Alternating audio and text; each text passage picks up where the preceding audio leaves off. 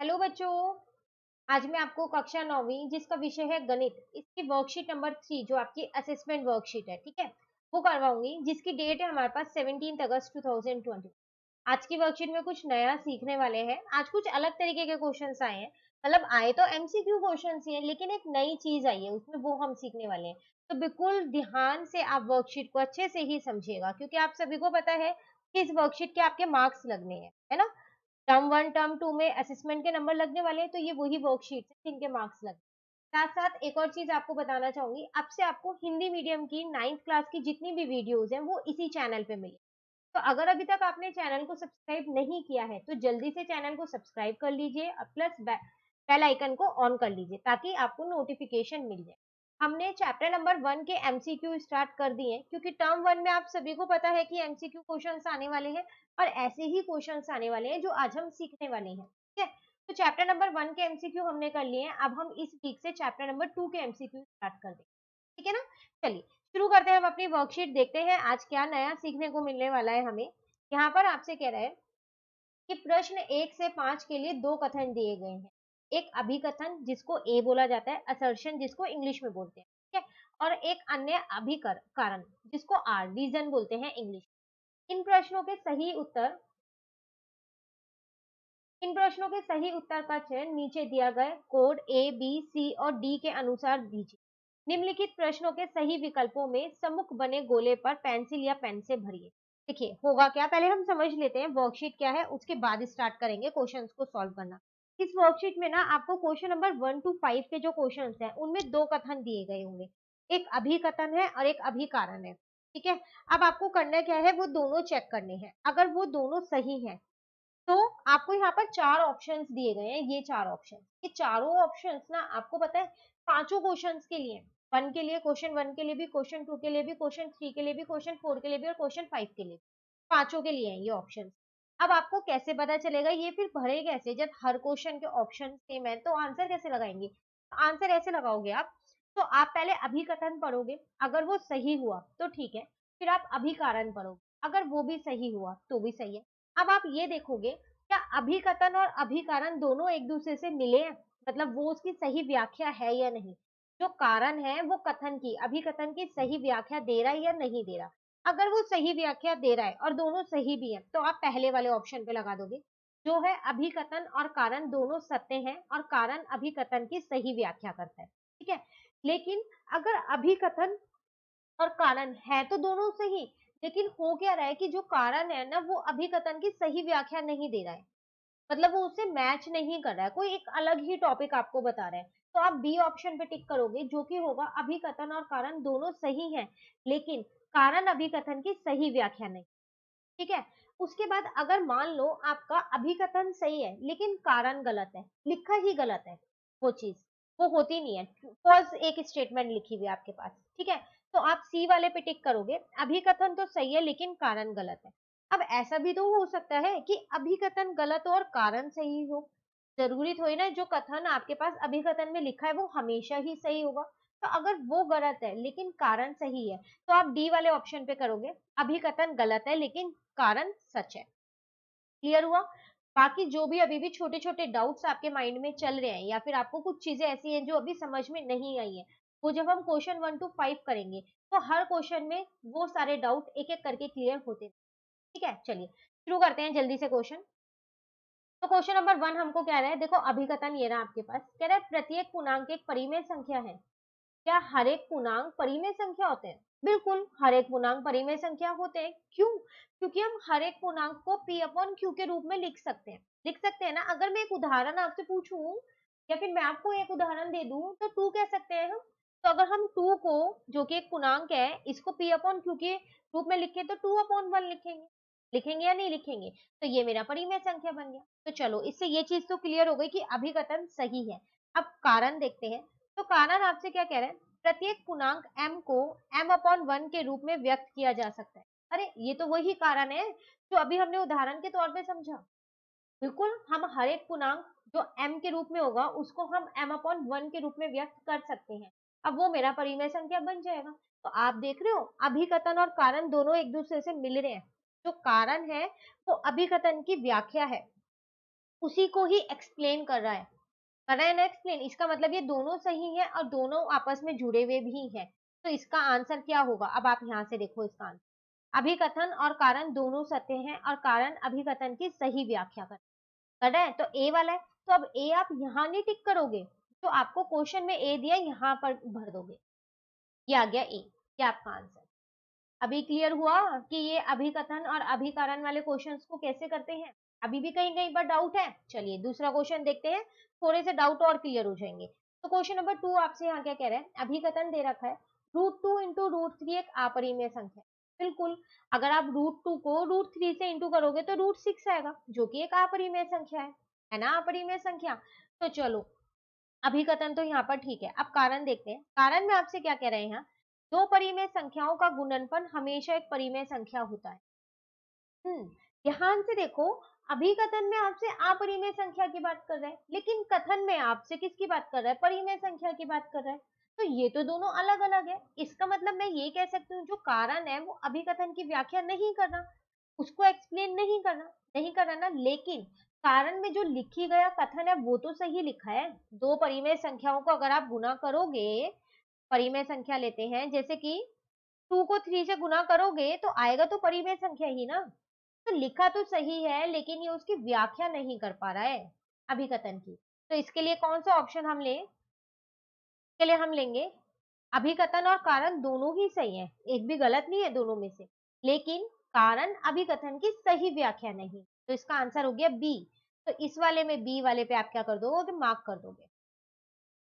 Clear? अब clear हुए अभिकथन और अभिकारण वाले क्वेश्चंस। चलिए थर्ड समझते हैं। थर्ड आपसे क्या कह रहे हैं यहाँ पर?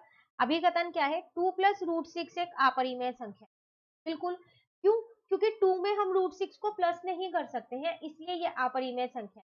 तो इससे एक चीज निकल के आती है कि जब हम एक परिमेय संख्या में एक अपरिमेय संख्या को जोड़ रहे हैं, परिमेय संख्या मतलब 2, उसमें एक अपरिमेय संख्या को जोड़ रहे हैं, मतलब कि √6 को जोड़ रहे हैं, तो हमारा जो उत्तर आएगा वो हमेशा अपरिमेय आएगा। आ रहा है ना अपरिमेय? चलिए कारण देख लेते हैं। ये तो पता चल गया कि सही है। कारण देखते हैं इससे मिलता जुलता है या नहीं, इसकी व्याख्या दे रहा है या नहीं दे रहा, या फिर सही है या नहीं है। एक परिमेय संख्या और एक अपरिमेय संख्या का योग हमेशा एक अपरिमेय संख्या होता है। अरे ये तो वही बता रहे हैं, ऊपर वाला ही सेम है ना। अभी तो हमने इसको किया कि एक परिमेय संख्या 2 और एक अपरिमेय संख्या √6, इनका अगर हम योग करेंगे तो हमेशा एक अपरिमेय संख्या आएगी। तो आप देख रहे हो, जो अभिकथन है और जो कारण है वो एक दूसरे से मिल रहे हैं। कारण अभिकथन की पूरी पूरी व्याख्या दे रहा है ना, पूरा एक्सप्लेन कर रहा है उसी को ही। ठीक है, तो दोनों सही भी है यहाँ। तो कौन सा ऑप्शन आ जाएगा हमारे पास इन चारों में से? तो अभिकथन और कारण दोनों सत्य है और कारण अभिकथन की सही व्याख्या करता है ना, सही व्याख्या। तो यहाँ पर आ जाएगा ए। क्लियर? अब तो क्लियर हो गए होंगे क्वेश्चंस कैसे करने हैं, है ना इंटरेस्टिंग क्वेश्चन। ऑप्शन सेम है सब में, लेकिन देख लो क्वेश्चंस अलग अलग हैं और वही ऑप्शंस में से ढूंढ के हम लिख रहे हैं। ठीक है ना? चलिए नेक्स्ट आते हैं फोर्थ वाले में। यहाँ पर आपसे क्या कह रहे हैं? आपको एक अभिकथन दे रखा है √2 और √3 एक अपरिमेय संख्या के उदाहरण है।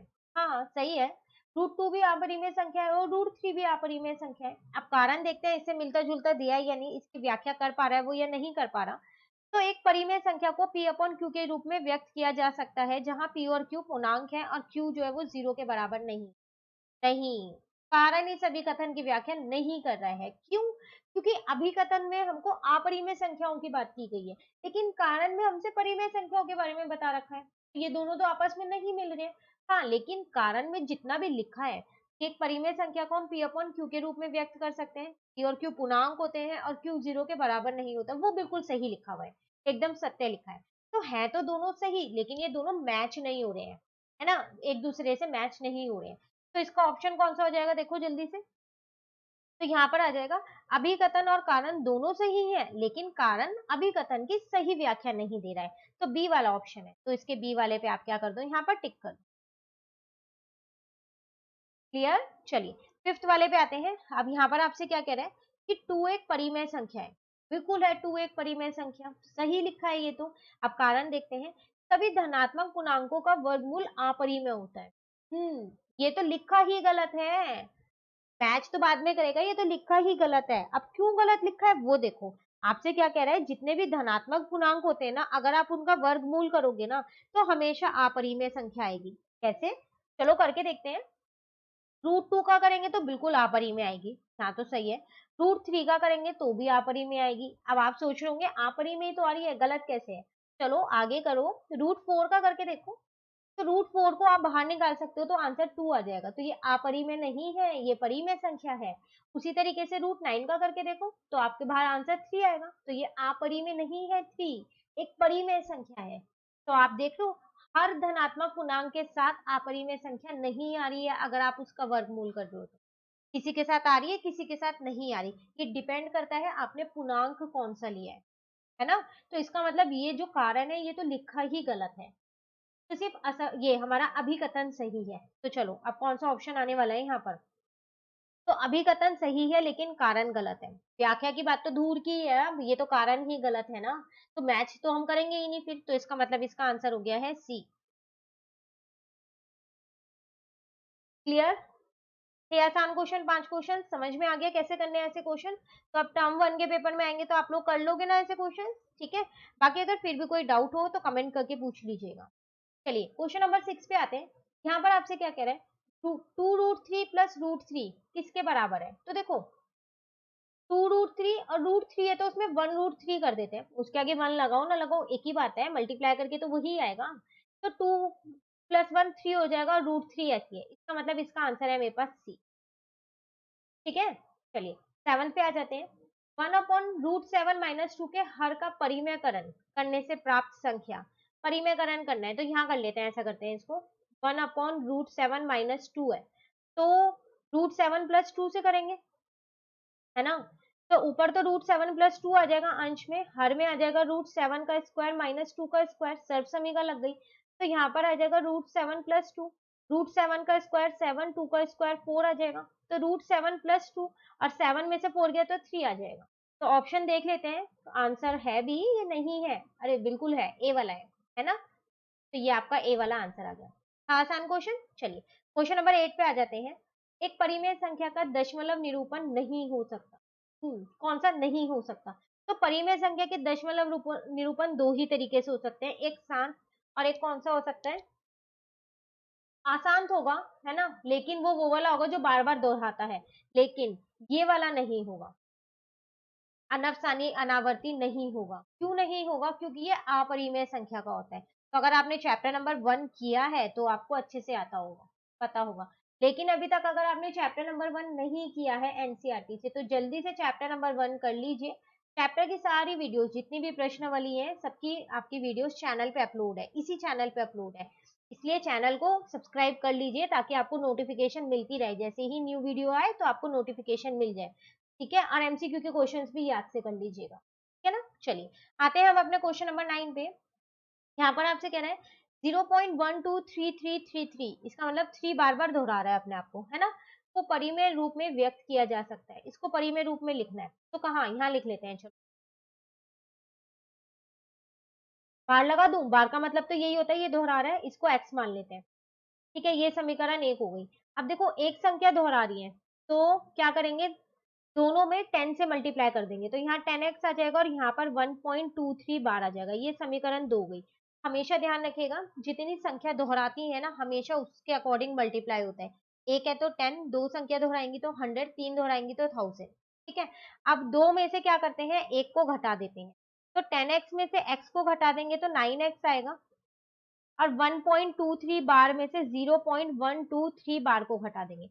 कई बच्चों को इनको घटाने में दिक्कत होती है, चलो मैं आज यहाँ पर आपको समझा देती हूँ। देखो 3 पे 12 इसका मतलब 333 बार बार लिख सकते हैं, 0.123। ठीक है, आगे ये चल रहा है ऐसे, तो 011.1 तो आपका आया 1.11, बाद वाली जीरो लगाओ ना लगाओ एक ही बात है। ठीक है, तो x आ गया। अब यहाँ से पॉइंट हटाया, 2 जीरो, इसका मतलब 111/900 आंसर है। चेक करो ऑप्शन में दिया भी है, बिल्कुल दिया है 111/900, ये रहा आंसर, ये लो। क्लियर? चलिए लास्ट क्वेश्चन, क्वेश्चन नंबर 10। अरे रफ वर्क करने के लिए हमें यहाँ दिया था, हमने देखा ही नहीं। चलो ऐसा करते हैं क्वेश्चन 10 यहाँ पर कर लेंगे, ठीक है? देखो 2 प्लस रूट थ्री और 3 रूट थ्री माइनस 5 इनको गुना करना है। तो कैसे गुना करेंगे, यहीं पर कर लेते हैं जब हमारे को रफ वर्क दे रखा है करने के लिए। तो ये है, तो 2 से ये पूरा मल्टीप्लाई का होगा, उसी के साथ ये रूट थ्री भी पूरा मल्टीप्लाई का होगा पूरे ब्रैकेट से, है ना। अभी हम क्या करते हैं, 2 को अंदर मल्टीप्लाई करेंगे तो 6 रूट थ्री माइनस का 10 आ जाएगा, और रूट थ्री को अंदर मल्टीप्लाई करेंगे तो 3 into three minus 5 root three आ जाएगा। ध्यान से देखिए इन दोनों को कैसे किया है मैंने, 3 का 3 रह गया और रूट थ्री को रूट थ्री से किया तो 3 आ गया, ठीक है। अभी 6 root three minus 10 plus 9 minus 5 root three बचा, तो इन दोनों को सॉल्व किया तो 1 रूट थ्री बचा, और इन दोनों को सॉल्व किया तो माइनस 1 बचा, जिसको मैं रूट थ्री माइनस 1 लिख सकती हूँ। बस यही आंसर है, ऑप्शन में होना चाहिए बस, हाँ बिल्कुल है ऑप्शन में, मेरा ए वाला। क्लियर, थी आसान वर्कशीट।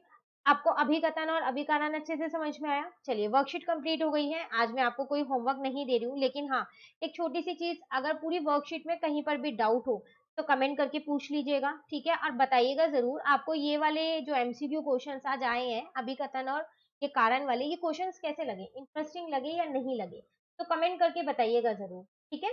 वर्कशीट 3 यहाँ कंप्लीट होती है हमारी असेसमेंट वर्कशीट। अब नेक्स्ट वर्कशीट जो है वेडनेसडे वाली, वो हम अपनी नेक्स्ट वीडियो में समझेंगे। तो वीडियो अच्छी लगी तो लाइक जरूर कीजिएगा और चैनल को सब्सक्राइब कीजिए। Thank you.